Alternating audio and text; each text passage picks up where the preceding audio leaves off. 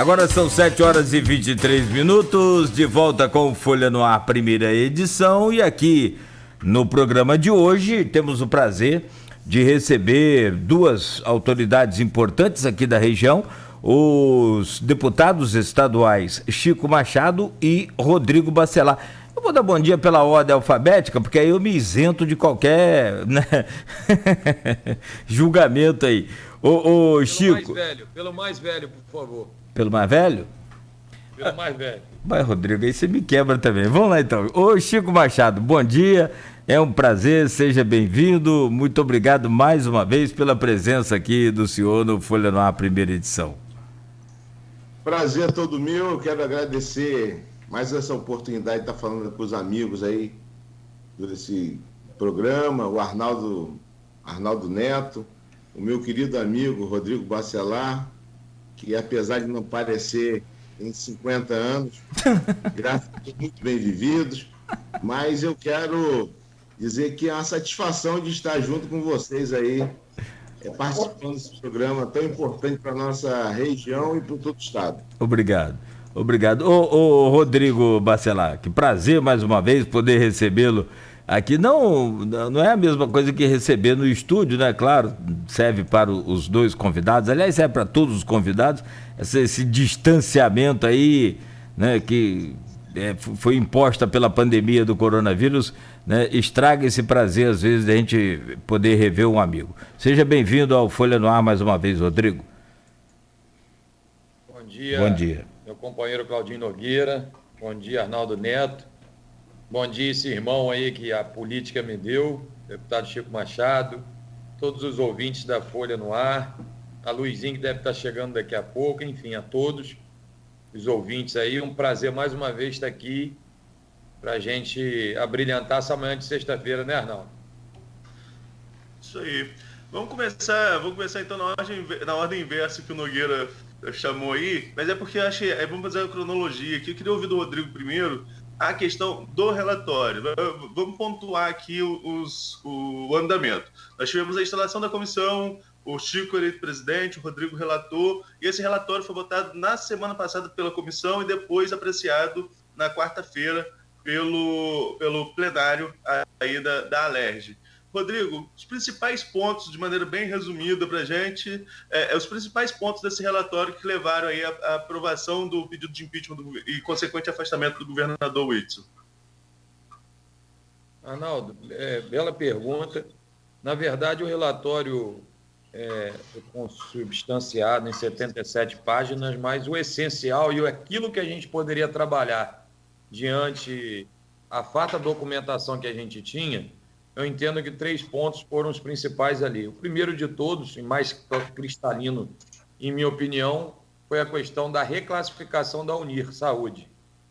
Né? Uma vez que a gente tinha ali 19 apontamentos de indicativos, tanto da parte jurídica da Secretaria de Saúde, quanto da própria opinião do secretário de Saúde à época e da Secretaria de Casa Civil, pela desclassificação do Instituto, uma vez que ele não preenchia nenhum dos requisitos que pudesse deixar com que ele prestasse o serviço ao Estado do Rio.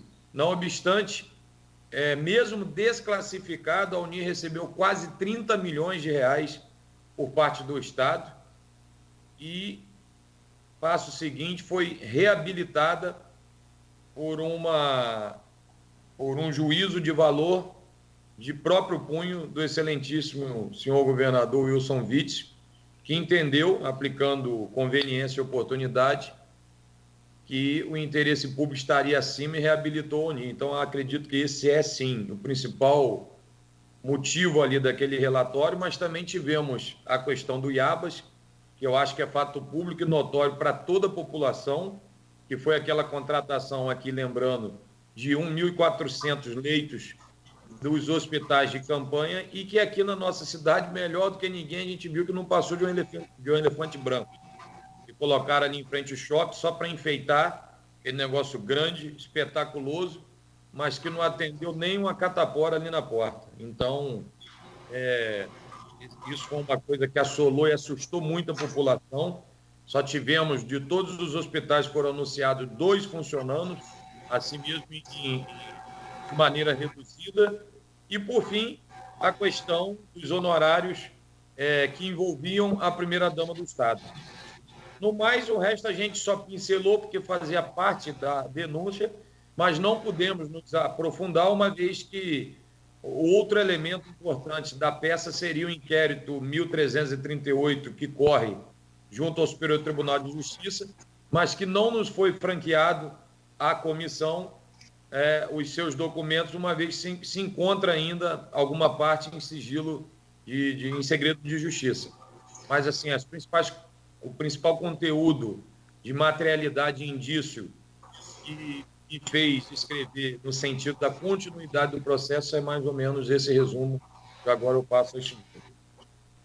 Certo. Agora, a comissão, eu vou chamar o Chico Machado para falar um pouco com a gente, a comissão ela se encerra, né, na última sessão, no dia 17, se não me falha a memória, no dia 17 de setembro, a última sessão, e ali mesmo o presidente Chico Machado ele encerra, né, desfaz a comissão, que já teve seu objetivo, que foi a construção do relatório e a aprovação pelo colegiado ali desse relatório. Chico, nesse meio do caminho aí, nós tivemos uma paralisação da comissão, a pedido da defesa do governador, isso referendado pelo então presidente do STF, ministro Dias Toffoli, que depois foi revertida pelo ministro Alexandre de Moraes, né? E agora o processo já anda, já vamos para uma outra etapa. O que eu queria ouvir de você é o seguinte: como que foi conduzir esse colegiado no meio a essas alterações do judiciário junto ao legislativo e, sobretudo, acho que a comissão mais importante da casa, que historicamente é o primeiro impeachment que realmente avança, né, dentro da história política, num momento tão diferente, tão atípico, com esse trabalho distante, esse trabalho híbrido, enquanto alguns parlamentares estavam na casa, outros, no caso na Alerj, outros nas suas residências, em suas casas, participando da comissão. Como que foi todo esse processo? Eu, antes de mais nada, eu quero agradecer a Deus por essa oportunidade, como eu já disse aqui, dizer que realmente é com muita tristeza que a gente vê esses óbitos, mais de 18 mil, chegamos ao número de 18 mil pessoas falecidas no estado e 140 mil no Brasil. Dizer que eu tenho um carinho, uma amizade, eu tenho o deputado Rodrigo Bacelar como um irmão. Rodrigo foi a peça central, com todo respeito a todos os companheiros, nessa comissão, foi a pessoa que ficou responsável pelo relatório. Eu quero agradecer a todos os 25 membros da comissão, né? Agradecer ao meu partido, que me indicou na pessoa do delegado Carlos Augusto, agradecer também todo o apoio logístico que nós precisamos ao presidente André Siciliano, e dizer que Rodrigo, com a sua capacidade jurídica, com a sua capacidade de articulação, fez um belíssimo relatório, né? Que eu tenho aqui a cópia, que vou guardar para o resto da minha vida. E nessas 77 páginas, o deputado Rodrigo Bacelar foi extremamente resumido e direto nas suas colocações, em tudo aquilo que foi feita a denúncia através do deputado Dr. Luiz Paulo e a deputada Lucinha, né? Então, isso foi um trabalho muito árduo, mas que foi um trabalho, do ponto de vista técnico e jurídico, muito facilitado pela capacidade do deputado Rodrigo Bacelar. Quero dizer também que, na verdade, nós demos todo o direito de ampla defesa ao governador. Eu quero entrar nesse assunto porque eu, infelizmente, no dia da votação do relatório no plenário, na fala do senhor governador, ele faltou com a verdade, porque o nosso papel nesse momento da comissão não era colher depoimento dele ou de qualquer outra pessoa. A Lei 1079 de 1950, ela é bem clara e diz que nós temos que apontar os indícios ou indicar aonde estão essas provas. E isso foi feito. Indicamos que estava no STJ, indicamos o contrato que ele assinou com a OAS Unir. Nós nunca, nem eu, nem o deputado Rodrigo e nenhum dos outros 23 membros da comissão, nunca fizemos nenhum tipo de reunião espetaculosa agredindo a pessoa do governador Wilson Witzel afastado.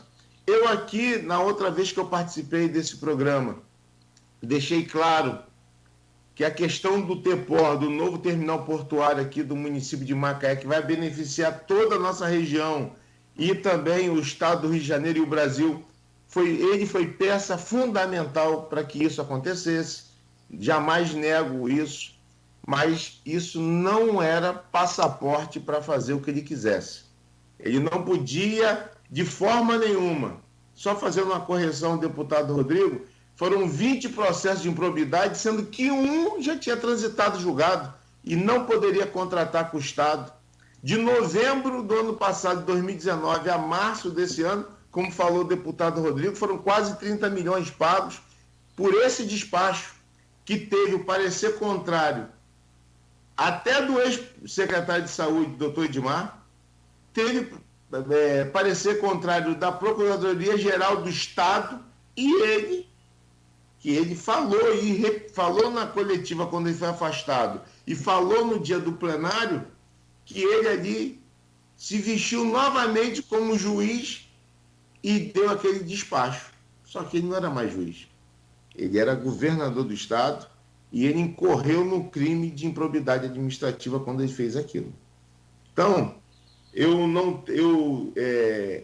ele poderia, através de seus advogados, ter apresentado dizendo que ele não assinou aquele documento, que ele de forma nenhuma ele fez aquilo. Não houve isso.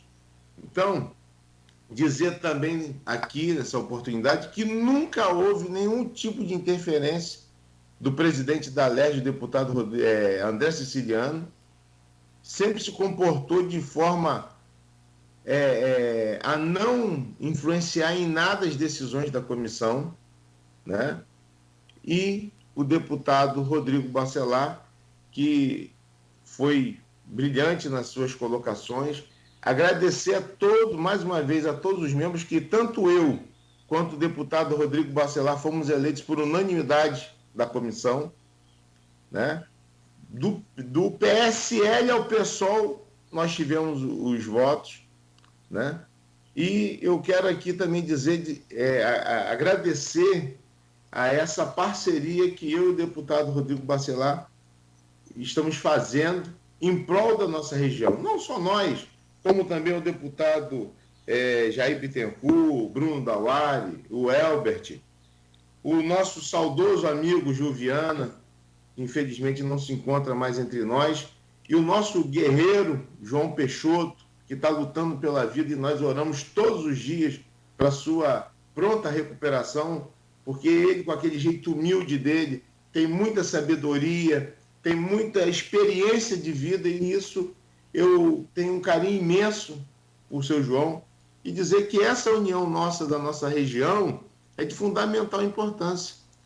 E agora vamos passar para outro passo desse problema que precisamos resolver, porque o Estado precisa progredir, que será a criação do Tribunal Misto na próxima semana. Chico, mas eu queria ouvir de você o desafio que foi presidir essa comissão nesse momento em que não se pode estar junto, né? Que não tem aquela conversa perto, que tudo é remoto, tudo é como a gente está fazendo aqui agora. Olha, eu vou falar uma coisa. Enquanto eu não tinha sido infectado pelo coronavírus, eu e o deputado Rodrigo, antes dele fazer a cirurgia, fizemos todas as reuniões, eu e ele, lá no plenário da LERJ, né? E temos companheiros da comissão que são pessoas que têm problemas de saúde. Um exemplo é seu João, que, né, está hoje, infelizmente, internado. Nós temos o deputado Eliamar Coelho, deputado Luiz Paulo, uma série de companheiros, e nós fazíamos isso pela internet. foi um desafio, né? E o maior desafio para mim, vou ser muito honesto com vocês, vou confessar aqui para você, foi no dia de votação do relatório, que eu não podia estar no plenário, que eu ainda não estava negativado para me tornar uma pessoa que transmitia doença, e tive que fazer isso pelo laptop, que foi um desespero. Teve um momento que caiu, eu fiquei doido aqui, eu falei, meu Deus do céu, o que vai ser disso agora? Eu fiquei louco, mas graças a Deus tudo correu bem. Isso é uma nova forma de trabalhar, mas eu vou ser muito honesto, Arnaldo, não tem... É importante Deus ter dado essa oportunidade da humanidade criar esse mecanismo, mas aquele contato do dia a dia, na política principalmente, é muito difícil isso. Como que eu às vezes quero brigar com o deputado Rodrigo, mas por aqui eu não posso, né? Aqui eu tenho que ter um regramento. Agora, se tivesse eu com ele no plenário, eu pegava nele e conversava com ele, como a gente sempre fez. Mas, se Deus quiser, em breve estaremos novamente podendo fazer uma reunião presencial. E isso é importante para o ser humano, esse convívio social próximo, para que possamos desenvolver um bom trabalho. Foi um desafio, mas que primeiro Deus e depois, obviamente, a tecnologia foi importante nesse trabalho. O deputado Rodrigo, quando esteve com a gente aqui na entrevista anterior, até chegou a citar que 20 de agosto o impeachment estaria votado, o relatório estaria votado, desde que não houvesse interferência do judiciário, não tivesse nenhuma decisão contrária do judiciário. Rodrigo, como que você acompanhou essas questões que eu relatei anteriormente? A decisão do ministro Dias Toffoli, depois do Alexandre de Moraes, seja para paralisar o processo, depois a retomada. Como que foi aí você que tem conhecimento na área jurídica também, como advogado, como que foi esse vai e vem aí dessas decisões jurídicas que interferiram diretamente na comissão? Arnaldo, eu acho que são dois pontos diferentes. Primeiro, eu quero agradecer as palavras desse irmão aí, desse amigão, deputado Chico Machado, e dizer que fazer a comissão com ele no brilhantismo de sua presidência, é muito fácil.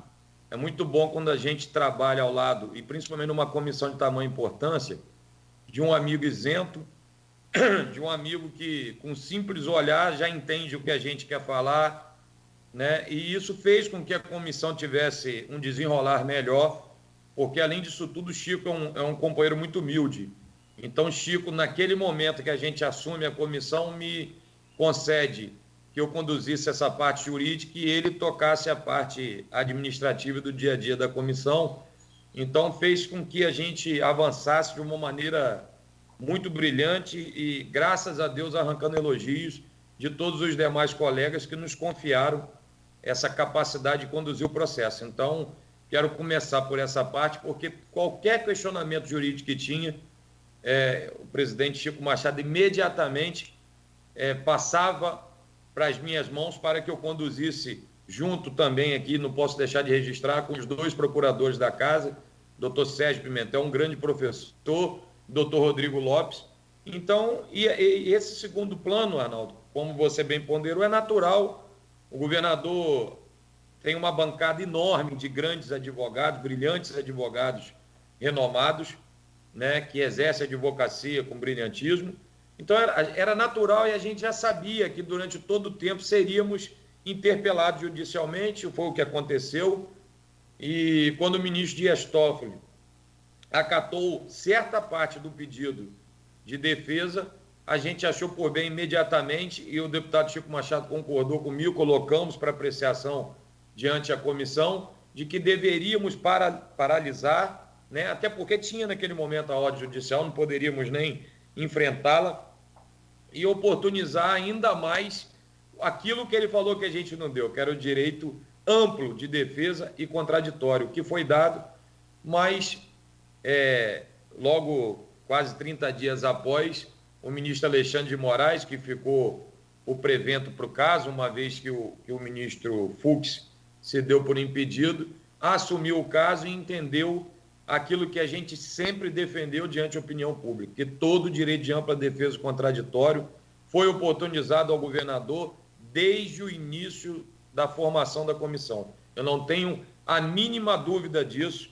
A gente atendeu os advogados de defesa o tempo que foi necessário, quando interpelando a casa, por qualquer motivo, por qualquer documentação, inclusive, né, Chico, naquela certidão, agora na reta final, que a defesa pediu, dizendo qual o prazo realmente que eles tinham, uma vez que o prazo já tinha corrido, e aí quando o ministro despacha, liberando e dizendo que a comissão tinha agido de maneira correta, estavam ali alguns dias, e ainda assim tudo que nos era protocolado era devidamente respondido e oportunizado à defesa. Então, eu não tenho dúvida de que essa comissão zelou o tempo inteiro para um julgamento imparcial, correto, e que, acima de tudo, eu, como advogado, jamais faria dessa comissão um palco para aparecer para a opinião pública, mas sim um julgamento justo, pautado na ampla defesa no contraditório, né? E o resultado está aí, aprovado por unanimidade, para que sigamos para a nova fase, que é o Tribunal Misto.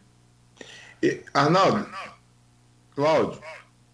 Pois não. Eu quero deixar isso aqui registrado para a história, que nós nunca fizemos do tribunal um tribunal de exceção, foi um tribunal que eu e o deputado Rodrigo, os demais componentes da comissão, nós fizemos um pacto de falar a verdade para a população.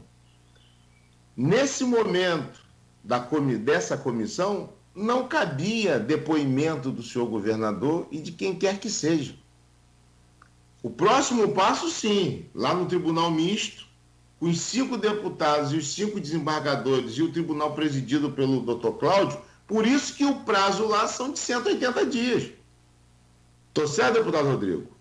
Perfeito. Então, Perfeito. é dessa forma que é o processo. Uma coisa que eu fiquei, no dia da votação, que me marcou muito, que o senhor governador tentou passar para a população que ele estava sendo condenado por uma coisa que ele não teve direito de se defender. Ele teve todo o direito do mundo de se defender. Com seus advogados, tanto é verdade que ele falou pela internet.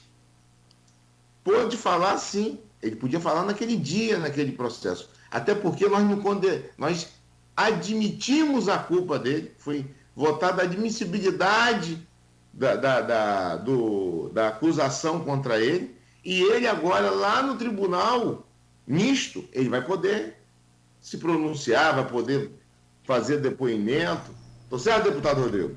Perfeito. E é lá que é o campo de se enfrentar o mérito e que, inclusive, pode culminar na absolvição dele, né? Na verdade, a primeira parte do impeachment, que é a questão da admissibilidade, apenas diz se ali tinham indícios de materialidade que deveriam seguir para apreciação de mérito. É só isso que se faz na primeira parte do impeachment e que agora ele vai poder provocar prova pericial, testemunhal, ir lá falar o que ele quiser entender para provar sua inocência ou não.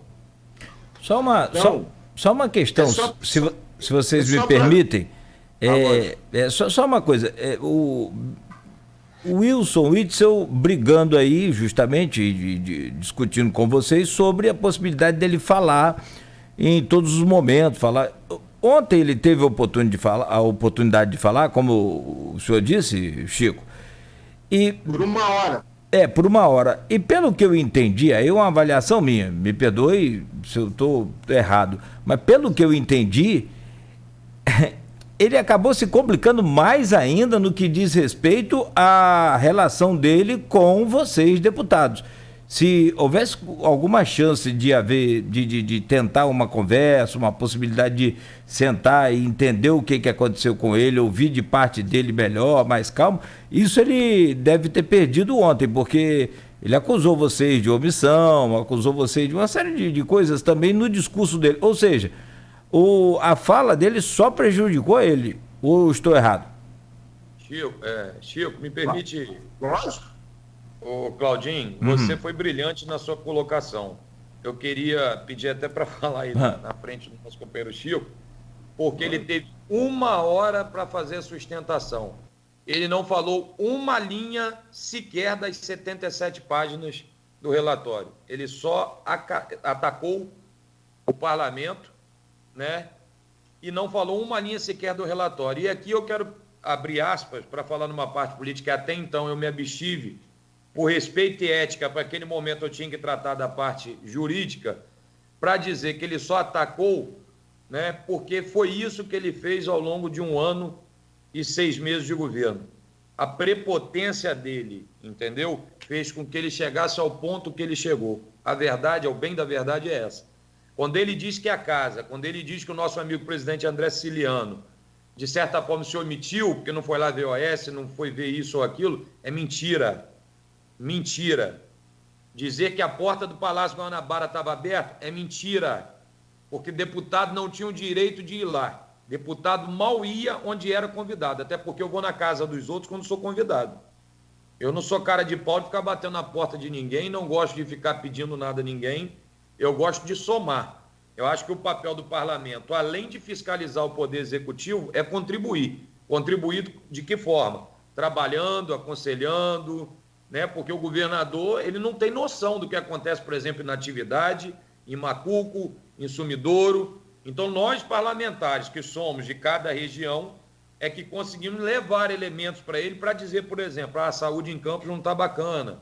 Os hospitais filantrópicos, por exemplo, que foi o meu caso, estão com quase 4 meses parados, sem condição financeira, estão fechando a porta, precisa dar um reforço. Esse é o papel do parlamento. E pouquíssimas foi as vezes que a gente conseguiu ter esse acesso, e quando tivemos, aqui quero inclusive, acho que o deputado Chico vai concordar comigo, foi porque o vice-governador tratava o parlamento muito bem,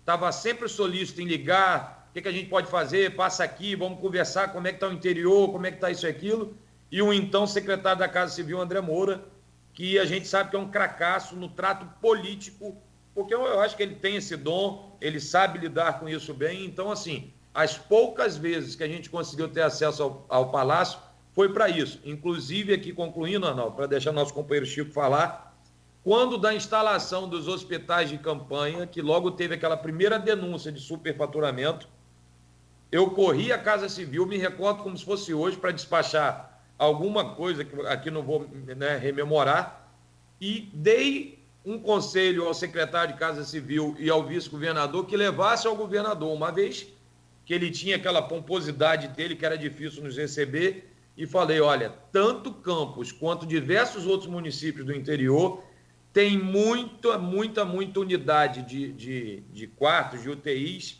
né, ocioso, que tem lá algum material e às vezes falta só um ventilador, falta só a parte de oxigênio, então iria ficar muito mais célere montar nos hospitais do interior e muito mais dispendioso, muito mais barato.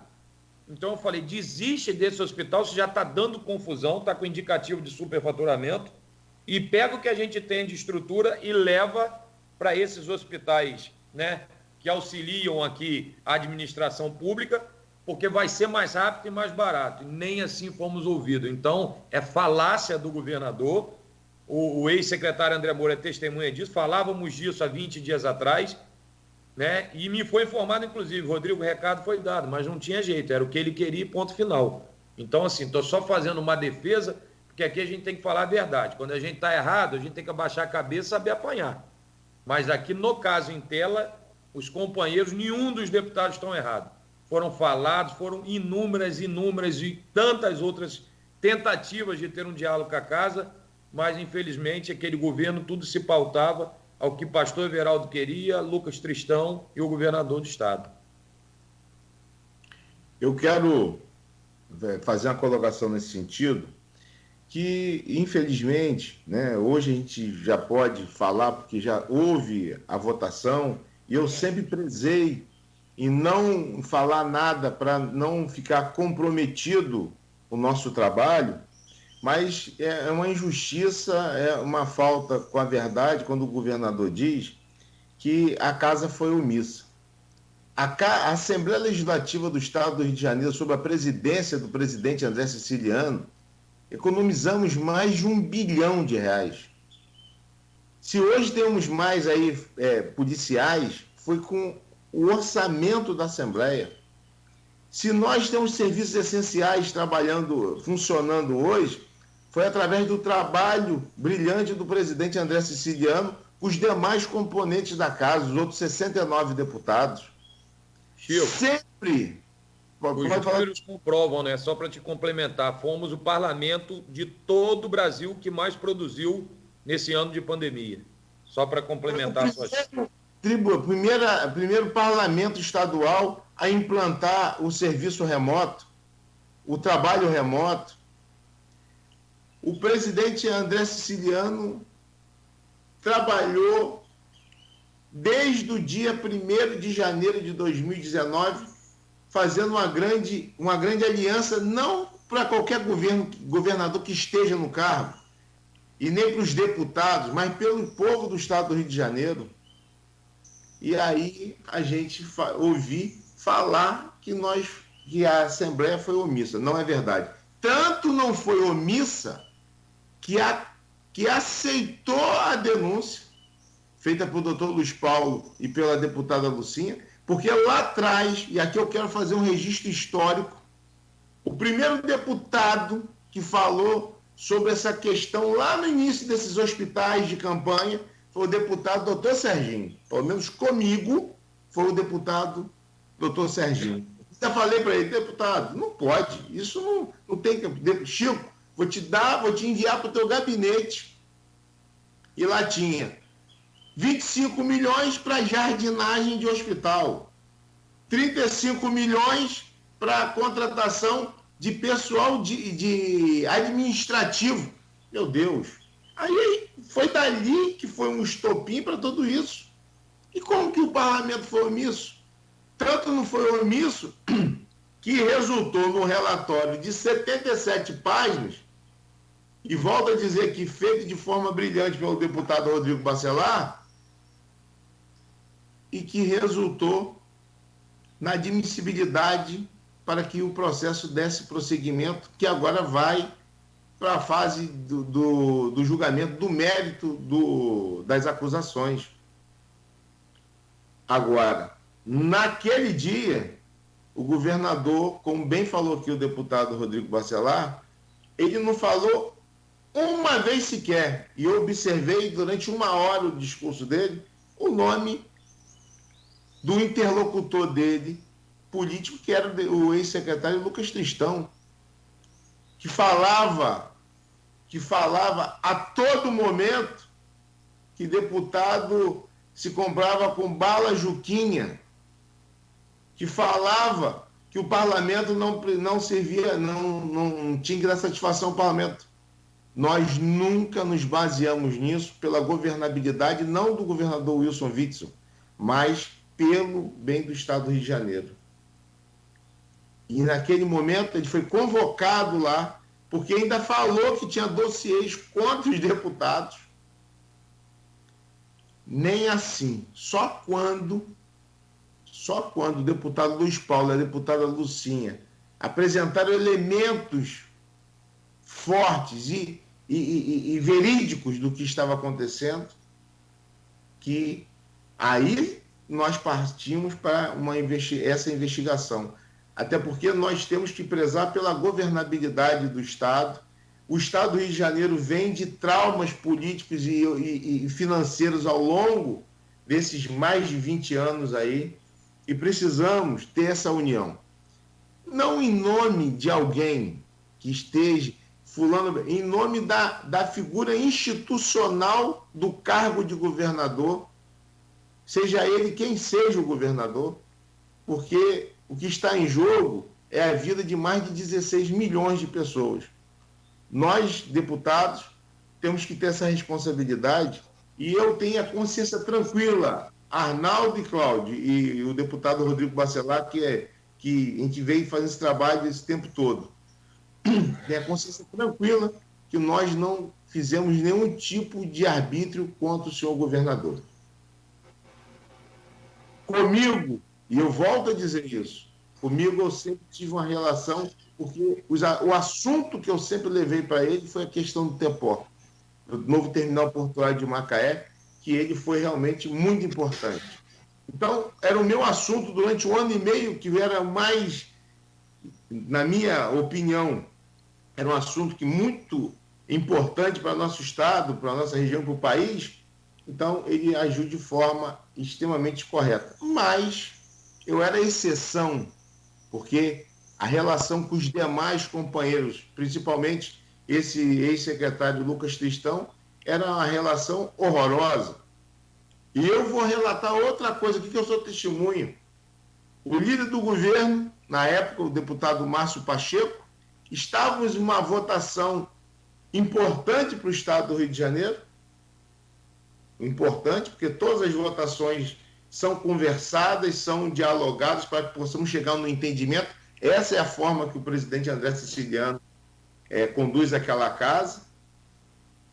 E o ex-secretário Lucas Tristão manda uma figurinha que eu não posso nem relatar aqui qual foi, para o deputado Márcio Pacheco, dizendo que nós só fazíamos coisas que não ajudavam em nada o estado do Rio de Janeiro, né?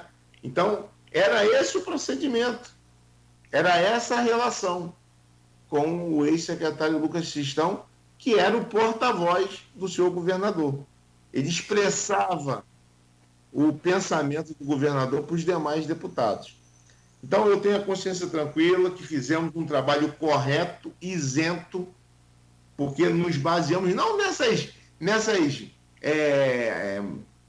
falta de organização do governo, mas nos baseamos na denúncia.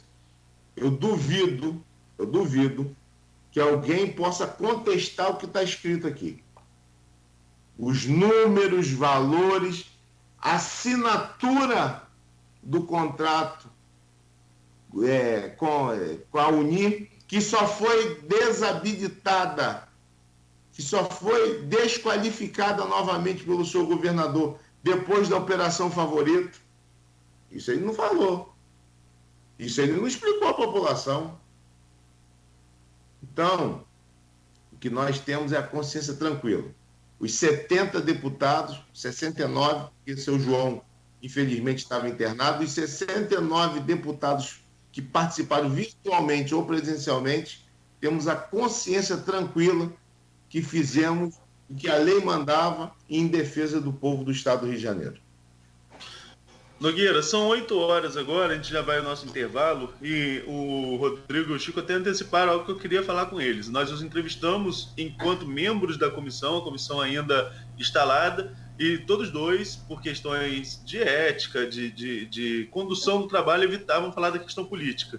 Mas eu quero falar sobre essa questão também, inclusive começar o próximo bloco falando sobre o fato de o governador sequer ter um líder na casa, o quanto isso atrapalha durante um processo desse, que é um processo de admissibilidade, mas também uma questão política, que há interlocução, há diálogo, há espaço para defesa. O governador sequer conseguiu nomear um líder na casa para ser essa ponte aí entre o parlamento e o Guanabara. Mas isso a gente fala no próximo bloco. Perfeito. São 8 horas, 1 minuto. Tem também as intervenções aqui em nosso streaming, no Face, a gente vai falar também. E tem as participações do grupo do Blog Opiniões e do programa Folha no Ar, primeira edição, você conduzindo tudo aí muito bem. São 8 horas e 2 agora. Voltamos no oferecimento já.